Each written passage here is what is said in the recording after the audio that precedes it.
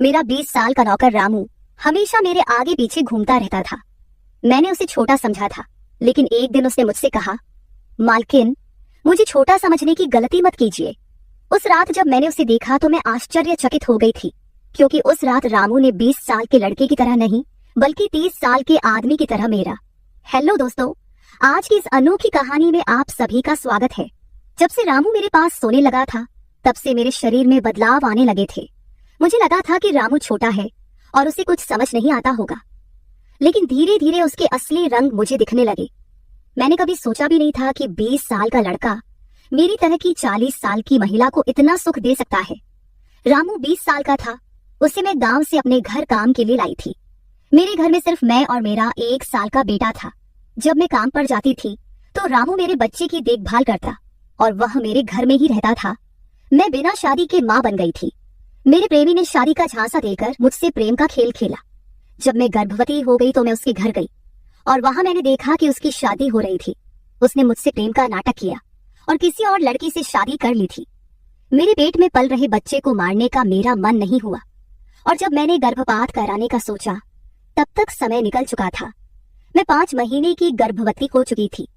मेरे माता पिता ने मुझे और मेरे बच्चे को स्वीकारने से इनकार कर दिया। तब मैं अकेली रहने लगी। कई महीने पहले मैं अपने गांव गई थी, अपने दादा के 100वें जन्मदिन के लिए। मेरे दादा ने मुझे जन्मदिन का निमंत्रण भेजा था और इसलिए मैं गांव गई थी।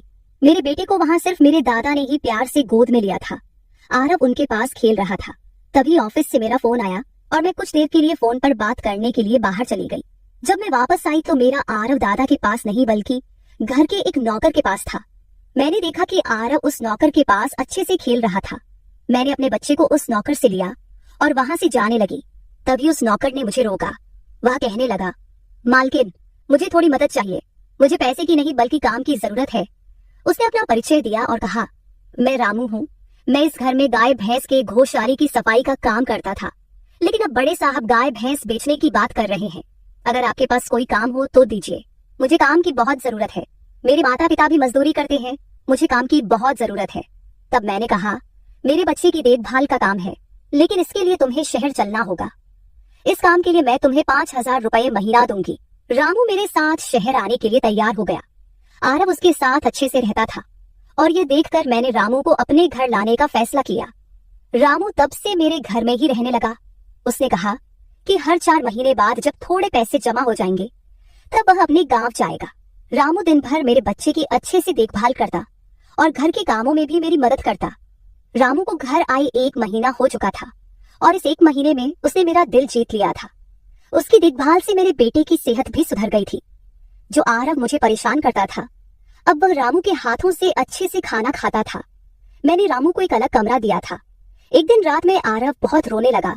किसी भी तरह से वह शांत नहीं हो रहा था। बच्चे के रोने की आवाज सुनकर रामू मेरे कमरे में आया और उसने आरव को मुझसे ले लिया। रामू के पास जाते ही आरव शांत हो गया था। रात बहुत हो चुकी थी। आरव रामू को छोड़ नहीं रहा था, तो मैंने रामू को अपने कमरे में ही सोने के लिए कह दिया। सुबह जब मैं उठी तो आरव रामू से लिपटकर सो रहा था। उस रात के बाद से रामू आरव के लिए मेरे कमरे में सोने लगा। रामू के आने के बाद सब कुछ अच्छे से चल रहा था। रामू के काम से खुश होकर छुट्टी के दिन मैं उसे मॉल लेकर गई। वहां मैंने उसके लिए अच्छे कपड़े खरीदे और सैलून में जाकर उसकी नई हेयर स्टाइल बनवाई। रामू देखने में अच्छा था, लेकिन वह एकदम साधारण तरीके से रहता था। उस दिन मैंने उसका पूरा लुक ही बदल दिया था। उसे नए अंदाज में देखकर मैं भी उस पर विश्वास नहीं कर पा रही थी। कल तक जो एक साधारण सा नौकर था, वह इतना हैंडसम और स्मार्ट दिख सकता है, इसकी मैंने कल्पना भी नहीं की थी। मॉल से हम घर आए तो आरव आते ही सो गया था। मैंने उसे कमरे में बिस्तर पर सुला दिया और पानी पीने के लिए बाहर जाने लगी। तभी रामू मेरे लिए पानी लेकर आया। पानी पीकर मैंने गिलास रखा और रामू मुझे तब से ही एकटक देख रहा था। जैसे ही मैंने गिलास रखा, उसने मुझे गले लगा लिया। कई सालों बाद किसी पुरुष ने मुझे गले लगाया था। मैंने उसे खुद से दूर किया। तब रामू ने कहा, मालकिन, आपकी वजह से आज पहली बार मैंने खुद से प्यार करना सीखा है। जिंदगी बहुत खूबसूरत है, बस इसे जीना आना चाहिए। आज आपने मेरा कायाकल्प करवा कर मुझ पर बहुत बड़ा उपकार किया है। मैं सच में बहुत अच्छा दिख रहा हूँ। रामू के चेहरे पर खुशी देखकर मैं भी खुश थी। अगले दिन से वह बहुत स्वच्छ और सलीके से रहने लगा था। वह 20 साल का था, लेकिन गांव का लड़का होने के कारण उसकी कद काठी अच्छी थी। वह घर में भी रोजाना कसरत करता था। उसकी लंबाई भी ठीक ठाक थी। मैंने उससे उसकी पढ़ाई के बारे में पूछा था, लेकिन उसने कहा कि अब उसका पढ़ाई से मन उठ गया है। हर सुबह ऑफिस जाने से पहले मैं अपने बच्चे को दुलार कर ऑफिस के लिए निकलती थी। आज जब मैं ऑफिस के लिए निकलने से पहले आरव को चूमने गई, तब वह रामू की गोद में था। अचानक आरव ने अपनी गर्दन घुमाई और मेरे होंठ रामू के गाल पर जा लगे। मुझे बहुत शर्मिंदगी महसूस हुई। मैंने उससे माफी मांगी और ऑफिस के लिए निकल गई। शाम को जब मैं घर आई, तब भी मैं रामू की आंखों में नजर नहीं मिला पा रही थी। रामू ने आरव को खाना खिलाकर सुला दिया था। फिर हम दोनों ने साथ में खाना खाया। खाना खत्म करने के बाद मैं अपने कमरे में गई। वहां मैं अपनी दवाइयां ले रही थी। मुझे माइग्रेन की समस्या थी, उसी की दवा मैं ले रही थी। दवा लेने के बाद भी मेरा सिर बहुत दर्द कर रहा था। मैं अपने कमरे में सिर पकड़कर बैठी हुई थी। कुछ देर बाद रामू कमरे में आया। मुझे इस हाल में देखकर उसने पूछा कि क्या हुआ।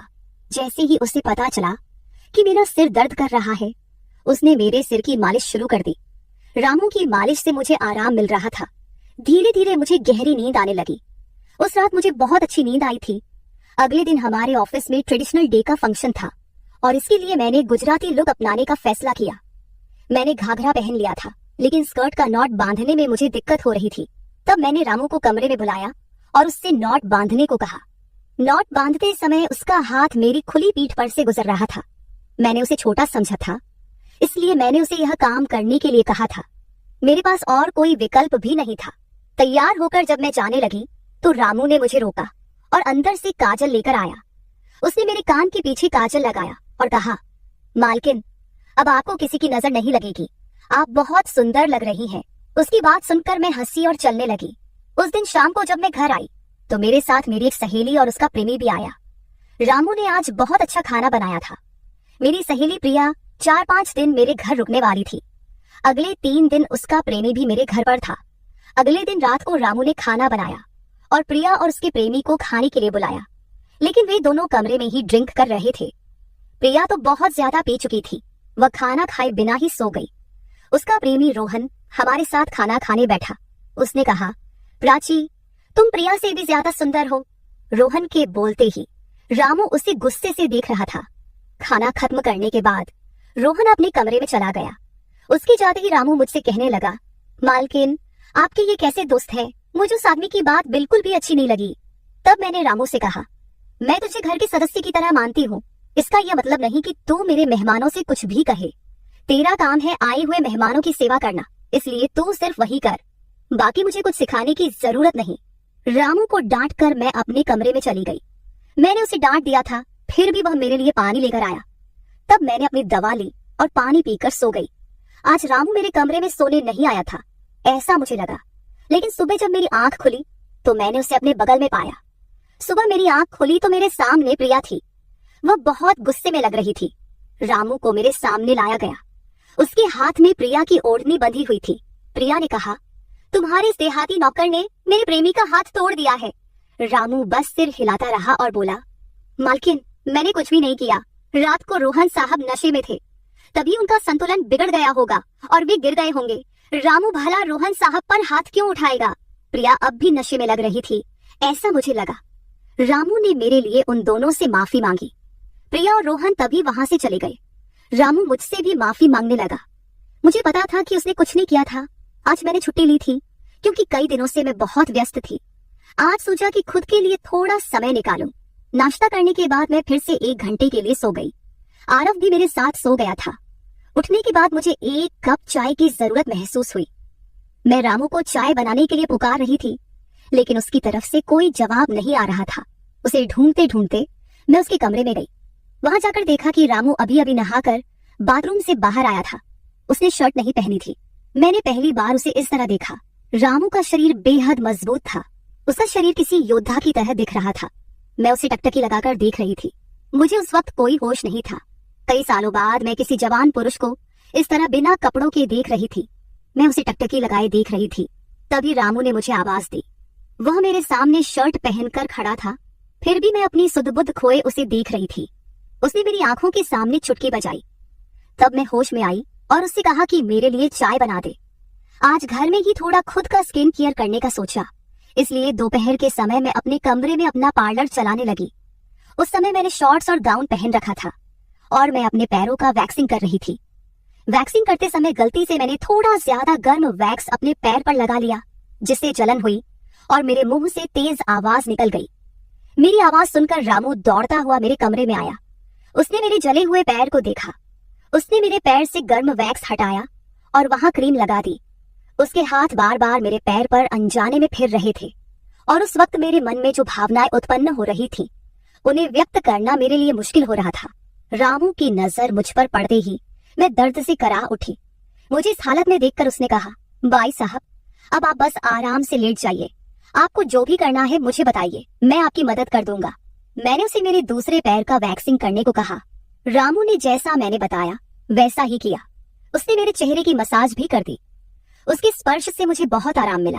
आज का छुट्टी का दिन मेरे लिए आरामदायक बीता। रामू में हर गुण भरा हुआ था। वह किसी भी काम में पीछे नहीं था। आज रात मैंने उसे मेरे कमरे में सोने के लिए मना कर दिया। दिन भर मैं घर में नहीं होती, कम से कम रात को तो मुझे मेरे बच्चे के साथ अकेले समय बिताना चाहिए। हर बार रामू का आना मुझे पसंद नहीं था, इसलिए मैंने उसे कमरे में सोने के लिए मना कर दिया। इस तरह दिन बीतने लगे। कुछ दिनों तक रामू के बिना आरव रात को सो नहीं पाता था, लेकिन धीरे धीरे उसने रोना बंद कर दिया। मुझे अपने अंदर कुछ बदलाव महसूस होने लगे थे। सुबह उठते ही मेरा शरीर बहुत दुखने लगता था। अचानक ये सब क्यों हो रहा है समझ नहीं आ रहा था। कुछ दिनों में मेरी शारीरिक पीड़ा इतनी बढ़ गई कि मुझे बिस्तर से उठने की भी इच्छा नहीं होती थी।